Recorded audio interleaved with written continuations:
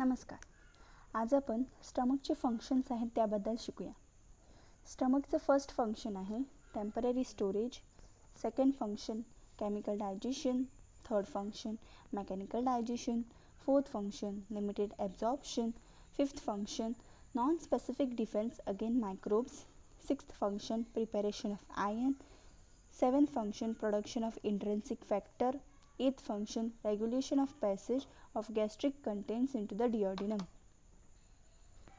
आता स्टमकचे फर्स्ट फंक्शनबद्दल शिकूया. Stomach temporary storage करतं. टेम्पररी स्टोरेज म्हणजे काय, तर स्टमकमध्ये एक डायजेस्टिव्ह एन्झाईम प्रेझेंट असतो पेप्सिन नावाचा, आणि त्या पेप्सिन नावाच्या डायजेस्टिव्ह एन्झाईमला थोडा वेळ लागतो जे फूड कंटेंटवर ॲक्ट करतं. तर ह्या फूड कंटेंटवर ॲक्ट करण्यासाठी फूड स्टमकमध्ये राहिलं पाहिजे ना, तरच ते पेप्सिन ॲक्ट करणार. म्हणूनच स्टोरेज करतं फूडचं स्टमक. याचमुळे पेप्सिन ह्या डायजेस्टिव्ह एन्झाईमला त्या फूडवरती ॲक्ट होण्यात मदत होते. आता सेकंड फंक्शन बघूया.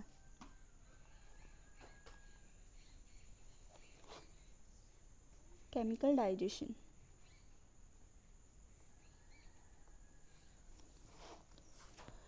Chemical digestion pepsin converts proteins to polypeptide. आता जसं मी सांगितलं, स्टमकमध्ये पेप्सिन नावाचा डायजेस्टिव्ह एन्झाईम आहे. हा डायजेस्टिव्ह एन्झाईम आहे तो प्रोटीन्सला कन्वर्ट करतो. Pepsin converts proteins to polypeptides. Pepsin आहे तो केमिकली ॲक्ट करतं स्टमकवरती, आणि स्टमकमध्ये जे प्रोटीन्स प्रेझेंट आहेत त्याला पॉलीपेप्टाईडमध्ये कन्वर्ट करतं. पेप्सिन्स proteins are converted to polypeptide by the enzyme pepsin. आता आपण थर्ड फंक्शन बघूया. थर्ड फंक्शन आहे mechanical digestion. Mechanical digestion the 3 smooth muscle layer enable the stomach to act as a churn. स्टमकमध्ये 3 smooth muscle layer आहेत.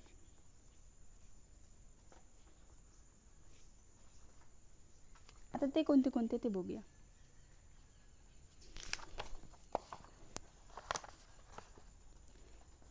Outer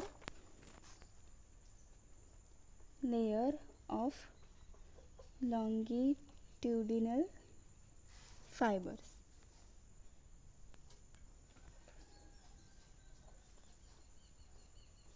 middle layer of circular fiber, inner layer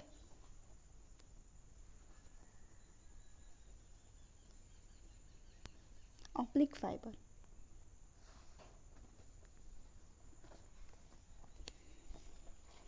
असं स्टमकचा जो smooth muscle layer आहे, आता समजा हा स्टमकचा smooth muscle layer आहे.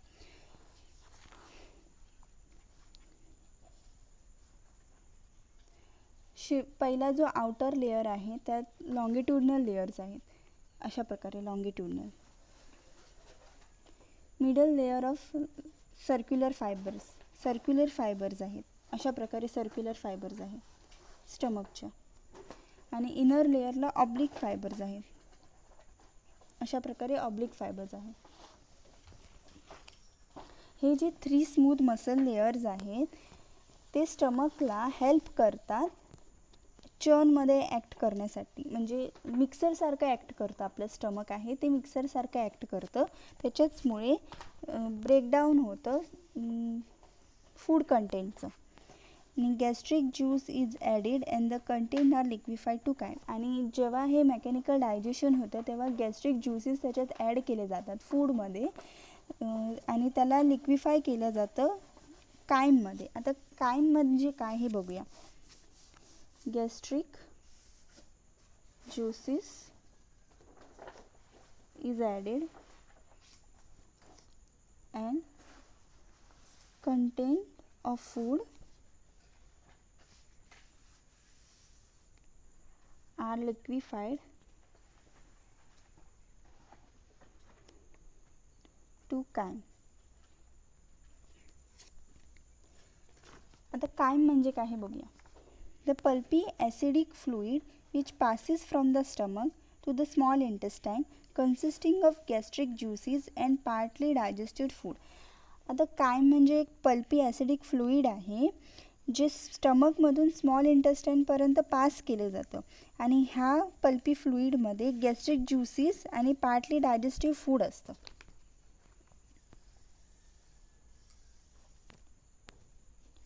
आता फोर्थ फंक्शन बघूया. Limited absorption.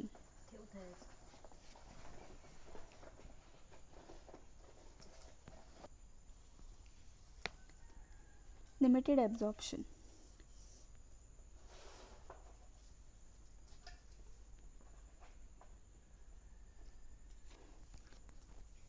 Limited absorption of water, alcohol and some lipid soluble drugs.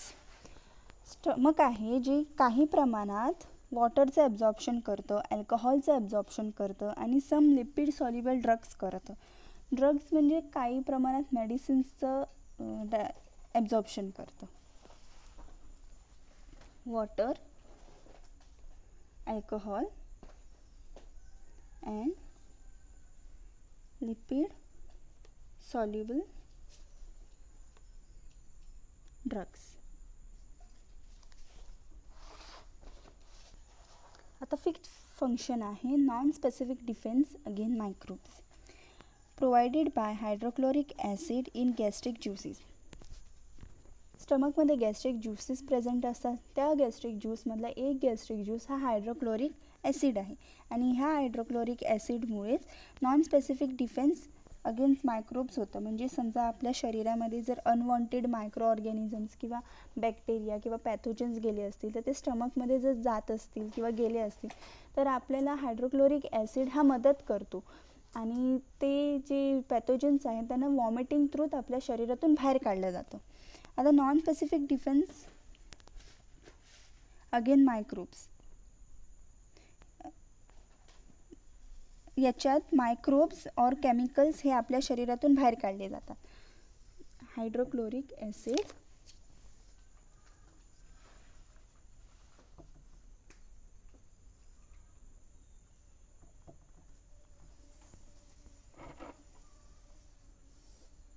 Hydrochloric acid acts on microbes and some chemicals etc.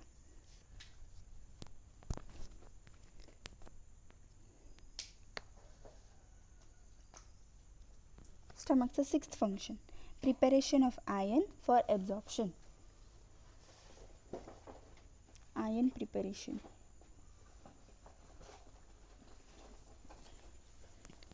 Preparation of iron for absorption further along the track.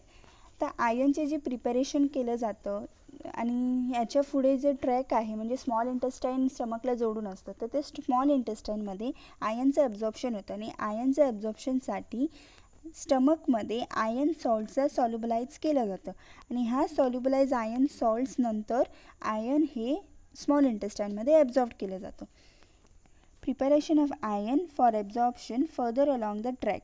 The acidic environment of the stomach solubilize iron salts. Acidic environment आहे म्हणजे स्टमकमध्ये जे hydrochloric acid किंवा बाकीचे acids आहेत ते acids iron सॉल्ट्सला सॉल्युबलाइज करतात. Iron सॉल्ट्सला सॉल्युबलाइज केल्यानंतर iron हे स्मॉल इंटेस्टाईनमध्ये ॲब्झॉर्ब केलं जातं.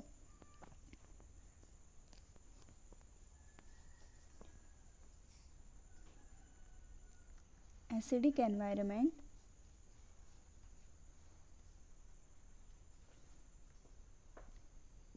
of stomach solubilize iron salts. आता आपण सेवन्थ फंक्शन बघूया. Production of intrinsic factor needed for absorption of vitamin B12 in the terminal ileum. Production of intrinsic factor. आता intrinsic factor म्हणजे काय हे आपण बघून घेऊया. Intrinsic factor is a glycoprotein. हे एक ग्लायकोप्रोटीन आहे जे प्रोड्यूस पार्शियल सेल्स करतात.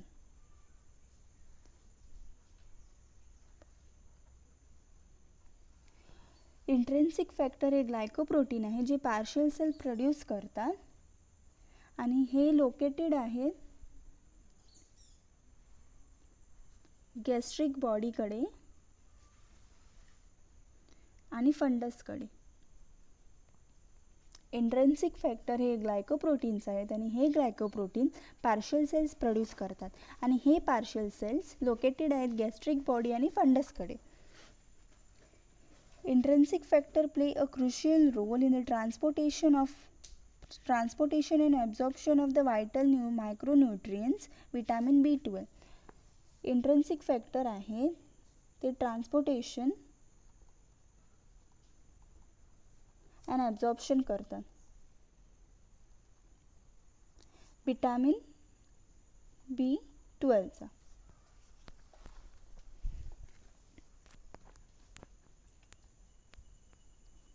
स्टमक हे इंट्रेन्सिक फॅक्टर प्रोडक्शन करतं आणि इंट्रेन्सिक फॅक्टरचे जे काम आहे म्हणजे ट्रान्सपोर्टेशन आणि ॲब्झॉर्प्शन ऑफ विटॅमिन B12 त्याच्याचमुळे आपल्या शरीरात विटॅमिन B12चं कमतरता होत नाही. आणि जर समजा ह्या फंक्शनमध्ये जर काही बिघाड झाला तर विटॅमिन B12ची डेफिशियन्सी होऊ शकते.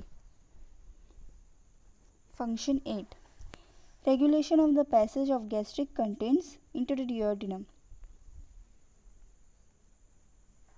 Regulation of passage. When the chyme is successfully acidified and liquefied. जेव्हा कायम म्हणजे ॲसिडिक पल्पी फ्लुइड आहे आणि त्याच्यात गॅस्ट्रिक कंटेंट फॉर्म आहे, गॅस्ट्रिक कंटेंट्स असतात ॲसिडिक कंटेंट्स. ते जेव्हा सॉल्युबलाइज आणि लिक्विफाईड केलं जातं, चांगल्या प्रकारे ॲसिडिफाईड आणि लिक्विफाईड केलं जातं, तेव्हा pyloric antrum forces small jet of gastric. आता समजा हा स्टमक आहे,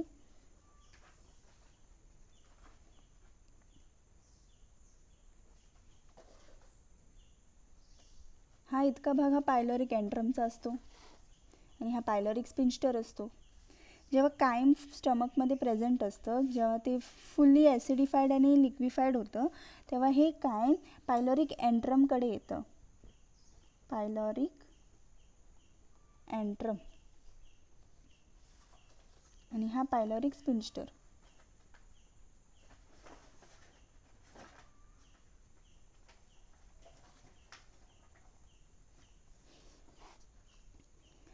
हा जो कायम आहे तो पायलोरिक एंट्रमकडे होतो आणि हा पायलोरिक एंट्रम छोटे छोटे जेट्स बनवतो फूड कंटेंट्सचे जे डायजेस्ट केले गेले आहेत.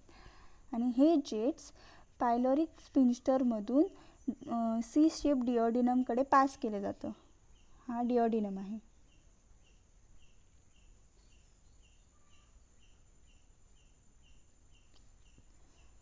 छोट्या छोट्या जेट्स फॉर्ममध्ये जे फूड कंटेंट आहे कायम आहे ते स्मॉल जेट्समध्ये डिओडिनमकडून स्मॉल इंटेस्टाईनमध्ये पास केलं जातं.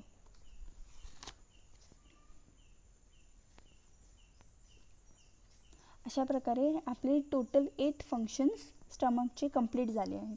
थँक्यू.